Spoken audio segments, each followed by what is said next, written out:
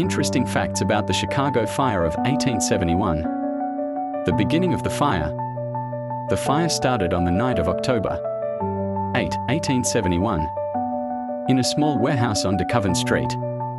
Legend has it that the fire was caused by Mrs. Catherine O'Leary's cow knocking over the stove, but this has never been proven. Lasted 3 days, the fire continued until October 10th and destroyed a large part of the city center.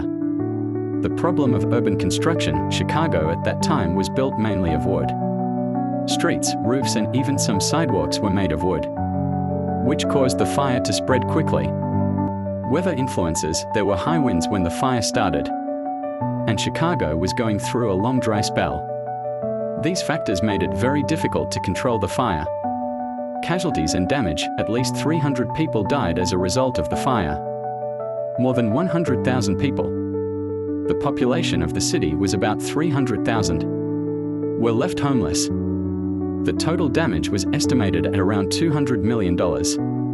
Post-fire recovery, Chicago was quickly rebuilt after the fire, and the new city was planned with modern buildings and infrastructure. This process made Chicago the center of modern architecture. One of the stars on the Chicago flag, one of the 4 red stars on the official flag of the city of Chicago, was added to commemorate the 1871 fire. 1893 World's Columbian Exposition, Chicago held a huge international exposition to prove to the world that it was a rebuilt city after the fire. The title of Chicago's second city.